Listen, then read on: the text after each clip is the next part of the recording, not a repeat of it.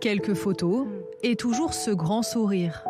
Les souvenirs qu'Hilda garde précieusement de sa mère, décédée en septembre 2023 à 85 ans. Ma mère était une femme très sportive. Elle faisait beaucoup de vélo. Elle aimait la vie. Elle était spontanée. Son mantra, c'était Carpe diem. Mais petit à petit, les maladies liées à l'âge s'accumulent. Refusant une vie diminuée, la mère d'Hilda choisit l'euthanasie. Au début, cela n'a pas été dur. Je me suis dit ok, elle a pris sa décision. Elle a toujours mené sa vie à sa façon. Elle veut garder le contrôle. Mais à un certain point, je me suis dit non, ça ne doit pas se passer comme cela. C'est un suicide en fait. Après de longs mois de discussion, Hilda finit par accepter de laisser partir sa mère. C'était très spécial de connaître la date de sa mort à l'avance. On était là pour la fête des mères dans le jardin. Et à un moment, on se dit, ok, c'est la dernière fois que nous la fêterons ensemble. Vous comprenez ? Ça m'émeut encore même maintenant. Mais en même temps, on a pu avoir un bel au revoir. Une semaine avant, on a fait une grande table avec ma sœur, les enfants. On a fait des blagues, on a trinqué. On a pu se dire ce qu'on avait à se dire. Aux Pays-Bas, pays pionnier, l'euthanasie et le suicide assisté sont dépénalisés depuis 2002. Pour en bénéficier, le patient doit faire une demande volontaire et mûrement réfléchie. Ses souffrances physiques ou psychologiques doivent aussi avoir une cause médicale, être jugées insupportables, sans alternative thérapeutique. Là-bas, le pronostic vital n'est pas un facteur. Bert Kaiser a pratiqué plus d'une centaine d'euthanasies dans sa carrière. À chaque fois, l'aboutissement d'un long processus. Ce serait impensable que quelqu'un demande l'euthanasie un jour et qu'on la pratique le lendemain. Pourquoi ? Parce que c'est quelque chose qui fait peur, c'est une responsabilité énorme. En tant que docteur, il faut faire un long travail sur vous-même et avec votre patient pour être certain de ce qu'il demande. Est-ce qu'il réalise ? Bien sûr qu'il réalise, mais vous devez en être convaincu. C'est difficile, c'est un processus difficile.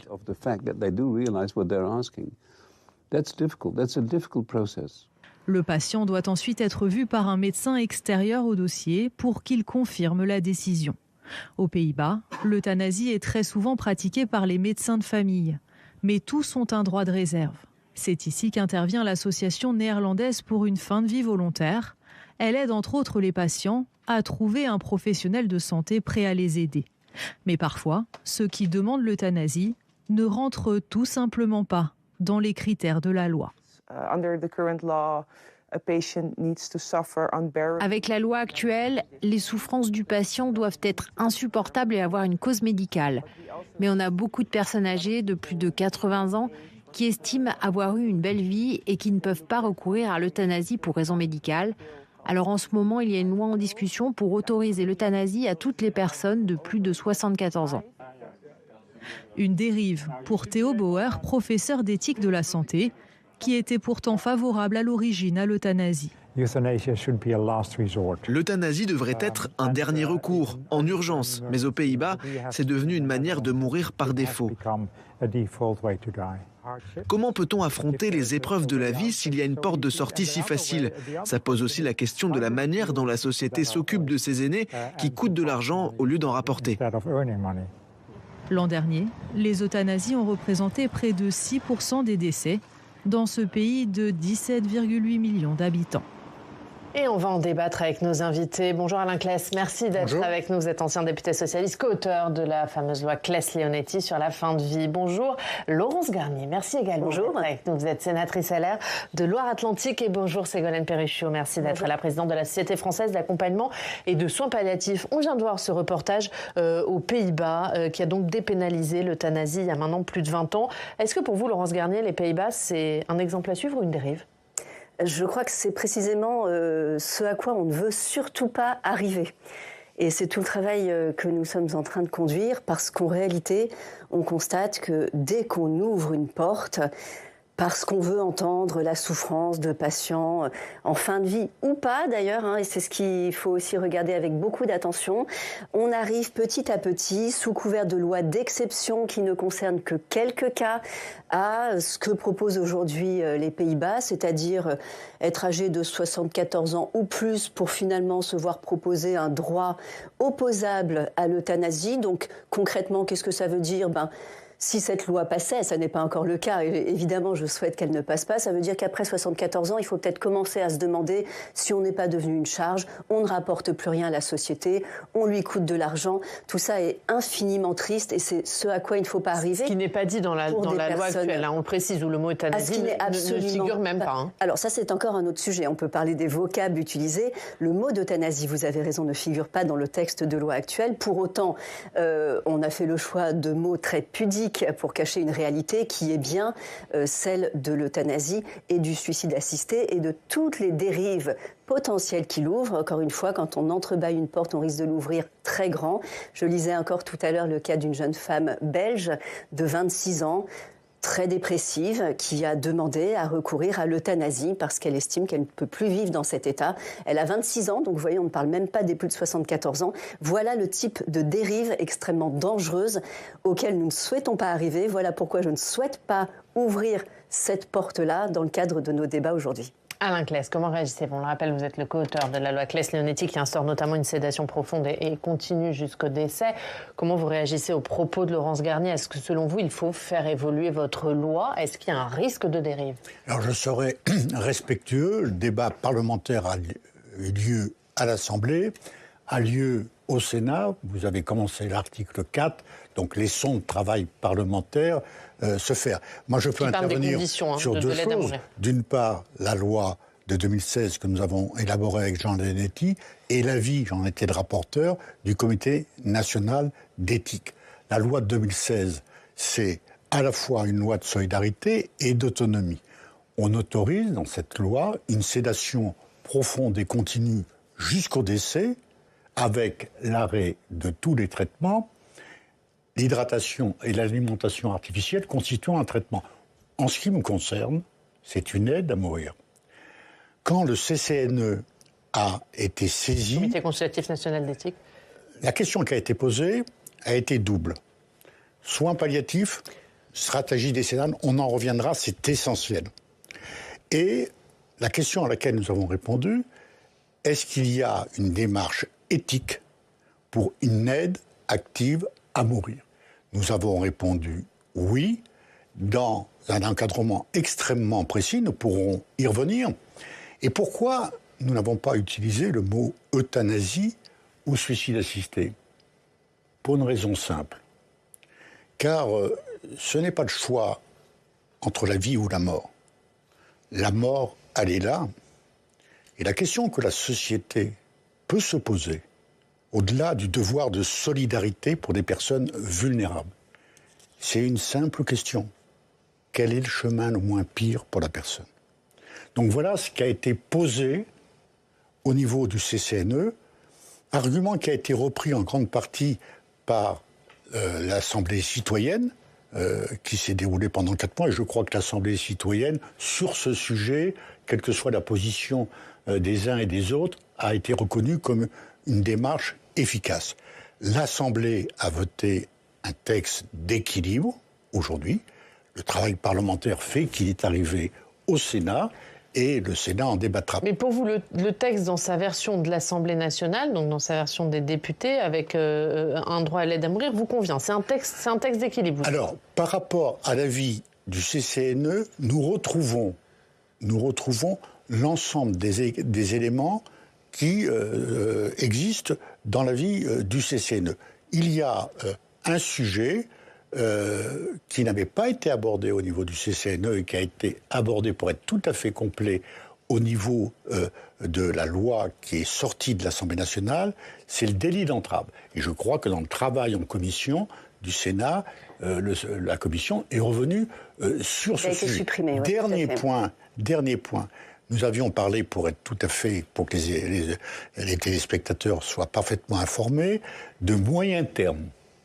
Dans l'avis du CCNE, La Haute Autorité de Santé n'a pas retenu ce terme, et à la demande de la ministre, Catherine Vautrin, un amendement est passé à l'Assemblée nationale pour dire lorsque le pronostic vital est engagé et la situation est irréversible. Voilà les précisions de l'Assemblée. Donc le débat est ouvert aujourd'hui, mais je voudrais insister sur un point. Au-delà, parce que je pense qu'il n'y a aucune polémique à avoir sur ce sujet. Il n'y aura pas de vainqueur ou de vaincu. Je crois que depuis 1999, le législateur, quels que soient les gouvernements, la sensibilité publique, a essayé de concilier deux choses qui rejoignent notre devise républicaine. La solidarité des personnes qui sont en situation de fin de vie, qui sont en grande vulnérabilité.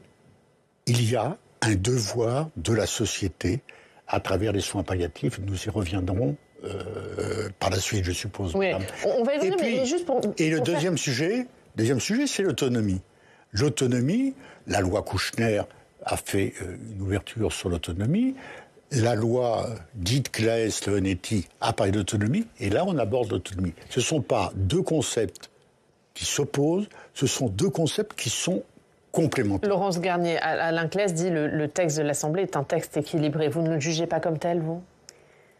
Alors, d'abord non, je le considère comme allant d'ores et déjà trop loin, ouvrant déjà trop grand cette porte, parce qu'on voit bien derrière les intentions d'un certain nombre d'acteurs d'ensuite aller voir comment ça va se passer pour des personnes qui ne sont pas en fin de vie. Parce que le moyen terme, en réalité, qu'est-ce que ça veut dire ? J'ai échangé avec des médecins de soins palliatifs qui nous disaient qu'ils suivaient depuis 9 ans un patient qui leur a été adressé avec un pronostic vital de 15 jours. Donc on a cette complexité-là qui nous dépasse tous et sur laquelle je pense qu'il faut être extrêmement prudent. Et puis, puisque nous avons devant nous le co-auteur de la loi Claes-Leonetti, moi je voudrais quand même dire quelque chose. On a une loi Claes-Leonetti qui date de 2016, qui met en œuvre les soins palliatifs, et nous avons la présidente de la Société française d'accompagnement et de soins palliatifs avec nous ce matin. Et cette loi, en réalité, n'est pas appliquée dans au moins 20% du territoire national, puisque dans environ 20 départements sur la centaine que compte notre pays, les Français n'ont pas accès à des services de soins palliatifs, mais je vous laisserai peut-être le confirmer. Donc, vous avez préparé un texte de loi voté en 2016 qui a du sens, qui propose une sédation profonde et continue pour les patients en fin de vie, ce qui est une excellente chose, ce qui permet de prendre en charge, il ne faut pas qu'on raconte des choses fausses aux Français. La fin de vie aujourd'hui, quand elle est accompagnée par les soins palliatifs, elle soulage la souffrance et elle accompagne les Français. Et donc cette loi n'est pas appliquée, en tout cas très insuffisamment. Beaucoup de Français aujourd'hui n'ont pas accès à des soins palliatifs. Je crois qu'ils sont 500 chaque jour à décéder sans avoir pu bénéficier de ces soins palliatifs que la loi devrait pourtant leur garantir. Et il est évident que si on leur dit « est-ce que vous préférez décéder dans d'atroces souffrances ou abréger tout ça », eh ben les Français sont comme nous tous, ils ne souhaitent pas mourir dans des souffrances épouvantables. Mais les soins palliatifs, s'ils étaient mis en place, si la loi que vous avez préparée, monsieur le député, il y a 10 ans, était appliquée, eh bien, nous n'aurions pas aujourd'hui, j'en suis convaincue, à nous poser ces questions-là. Alain Claes, vous voulez réagir et puis après je vous donne la parole, Ségolène Périnet. Très rapidement, je ne veux pas monopoliser le débat. Deux choses. Est-ce que la loi de 2016, on me dit qu'elle est parfaite, est-ce que la loi de 2016 répond à toutes les demandes ? Non. Il faut avoir l'honnêteté de le dire, elle ne répond pas à toutes les demandes. C'est pour cette raison... Quelle est la souffrance qu'elle ne peut pas soulager, monsieur le député ? Quelle est la souffrance que la sédation profonde et continue ne peut pas soulager ? Parce qu'elle est à court terme, c'est-à-dire quelques jours ou quelques semaines. Donc voilà, tout le monde s'accorde sur ce constat. Ensuite, les soins palliatifs. Un mot sur les soins palliatifs. Il y a 10 départements qui n'ont pas d'unité active de soins palliatifs. Nous avons voulu, à travers l'avis du CCNE, attirer l'attention là-dessus. Depuis 1999, la loi. Il y a un problème de moyens. Le milliard a été adopté. Lors du PLFSS 2024, déjà les moyens ont été mis en place. Mais quel est le sujet des soins palliatifs en France? C'est qu'on est excellent sur le curatif. Mais la politique de santé de la personne, en termes de formation continue, en termes de formation initiale, en termes de projet d'établissement, n'est pas assez développée. Mais il n'y a pas de contradiction entre le développement des soins palliatifs, qui est indispensable, et parfois une demande de nos concitoyens d'aide à mourir. Je peux vous citer plein d'exemples. J'ai vu des cas où des personnes venaient aux soins palliatifs avec une demande d'aide à mourir. Cette demande a été abandonnée. Et je connais d'autres cas de personnes qui ont été pris en compte par des soins palliatifs, qui se sont dit non, la souffrance est trop grande, je ne peux pas le faire en France, je vais à l'étranger pour une aide à mourir. Donc je suis très pragmatique et je ne veux absolument pas caricaturer la position des uns et des autres. Vous savez, Madame la sénatrice, on est là pour fixer un cadre. Mais sur ce sujet si intime, chaque situation est une situation particulière qui nécessite un dialogue, vous le savez très bien, singulier entre la personne, entre le personnel soignant et, j'allais dire, la famille. Donc, par rapport à cela, restons modestes, mais le législateur doit fixer ce cadre, à la fois vis-à-vis des soignants et vis-à-vis des familles. On va vous faire réagir, Ségolène Pelleruchot. Je rappelle, vous présidez la Société française d'accompagnement de soins palliatifs. Comment vous réagissez à ce que vous venez d'entendre et qu'est-ce que vous pensez de ce texte, de ces textes? Parce qu'il y a un texte sur le droit à l'aide à mourir, il y a un texte sur les soins palliatifs. La première des choses qui me fait réagir, pardonnez-moi Monsieur Claes, c'est dans ce que vous venez de dire. Vous avez dit la mort est déjà là. Et ça, pour moi qui suis médecin en soins palliatifs, qui depuis 20 ans j'accompagne des patients dans ces phases palliatives et des phases de fin de vie, la mort n'est jamais déjà là. En fait, la vie est toujours là. Alors certes, c'est parfois la vie difficile, c'est parfois la vie à l'ombre de la mort, évidemment. Et notre travail, et le travail des soignants et des acteurs de soins palliatifs en particulier, c'est aussi d'accompagner cette vie, de soulager les gens, y compris avec la sédation que vous avez mis dans la loi, parce que parfois, assez rarement finalement, mais parfois on en a vraiment besoin, c'est indispensable. Mais c'est toujours d'accompagner la vie. Et cette différence, elle est fondamentale. Et il n'y a pas forcément d'opposition, mais il y a une forme d'incompatibilité. Dans le sens où vous ne pouvez pas regarder quelqu'un et le considérer comme vivant et donc méritant nos soins et les soins de la société tout entière et entre guillemets, le combat de la société pour soulager cette personne et à la fois dire qu'il est déjà mort et que donc on peut accélérer les choses. Et là, il y a quelque chose qui est une vraie différence de vision dans la manière dont on aborde le patient, dans la manière dont on aborde les soins et dans le sens que les soins ont. Et ça, c'est vraiment, pour moi, la première des choses. La deuxième chose, vous avez dit, la loi est là pour fixer un cadre. C'est bien ce qu'elle fait aujourd'hui, la loi. Elle nous donne ce cadre qui est « je ferai tout pour te soulager » et chaque jour, je vais essayer de me battre pour te soulager plus. La loi, elle porte ce message collectif, elle porte ce cadre collectif et ce cadre collectif qui est de dire aux gens bah, vous êtes là, vous êtes en vie, vous faites encore partie de la société. Oui, c'est dur. Et c'est pour ça que moi, je me suis engagée en soins palliatifs, c'est pour ça que les soignants s'engagent. Et on va vous aider à vous soulager. Si demain, le message change et dit bah, vous, dans votre situation, le cadre que vous dites, le nouveau cadre qui serait fixé dit bah, vous, dans votre situation, c'est vrai qu'on peut vous aider à mourir, on peut vous aider à vous suicider parce que c'est de ça dont il s'agit. Le cadre change et le regard sur les gens change. C'est comme ça que c'est perçu. C'est comme ça que le perçoivent vos patients. On le sait, on le voit déjà chez les personnes âgées. C'est difficile, le regard de la société, le sentiment d'être un poids, de plus faire partie de la société. C'est évidemment le quotidien des personnes très âgées, plus encore que des personnes très malades, je dirais, atteintes d'un cancer. C'est vraiment ça. Et donc, évidemment, si on leur dit, alors je ne parle même pas d'au-delà de 75 ans, mais si on leur dit dans telle ou telle situation, vous faites partie des gens éligibles, vous faites partie de ces gens-là, évidemment qu'ils vont avoir encore plus le sentiment d'être un poids, encore plus la question à se poser, mais finalement, est-ce que ça ne serait pas la meilleure solution? Pour moi, on le voit déjà, et aujourd'hui, le cadre dont vous parliez, il est justement protecteur et il donne du sens pour continuer à soigner les patients autant qu'on sait le faire. Madame, si vous permettez... Oui. Non, je me permets de prolonger les propos, pardon. Je voudrais juste dire un mot, monsieur le député, parce que vous décrivez très bien les choses, docteur, et on a un enjeu du regard que nous allons poser demain les uns sur les autres, du degré de souffrance qui sera considéré et par les personnes et par la société comme acceptable ou pas pour ouvrir un droit à donner la mort, en réalité, à l'euthanasie. J'utilise malgré tout ce terme. Et puis, on a un enjeu, et je pense qu'il faut aussi alerter là-dessus. On évoquait les soins palliatifs qui sont insuffisamment déployés en France parce que ça coûte très cher.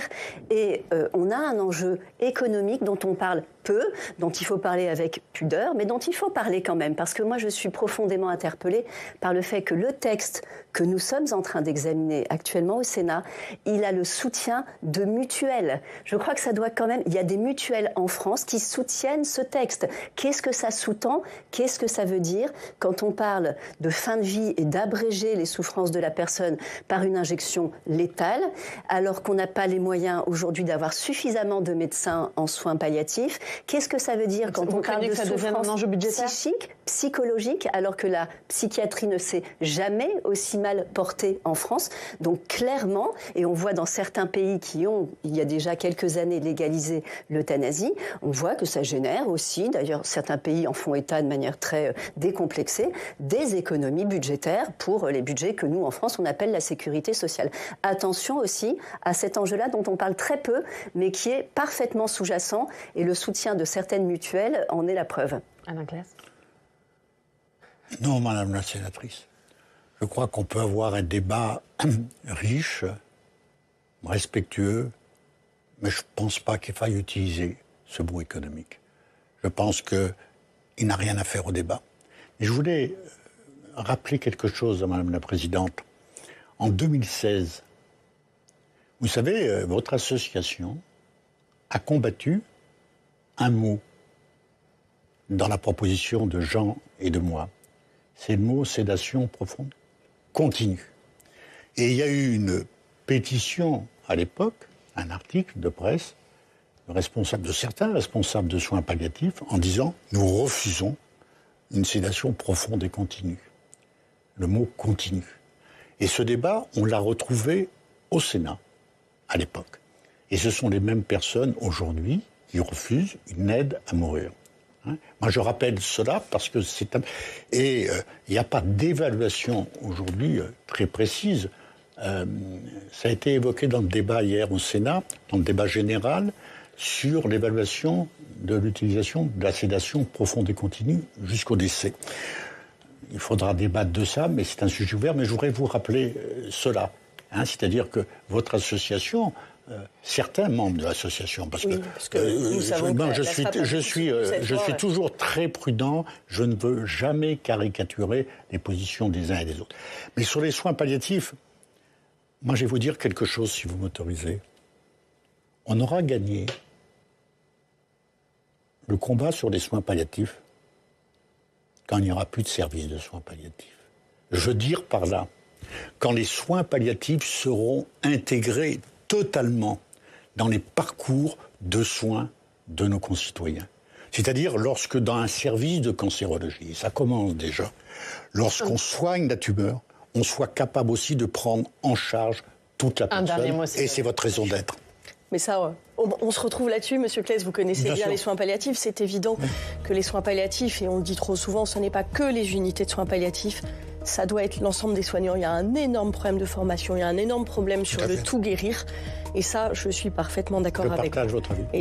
Et c'est de ça dont on a besoin, bien plus, c'est de ça dont les patients ont besoin, bien plus que d'un droit à mourir. Et on termine sur cet accord. On suivra bien évidemment vos débats au Sénat. Laurence Garnier, merci à tous les trois d'avoir participé à ce débat.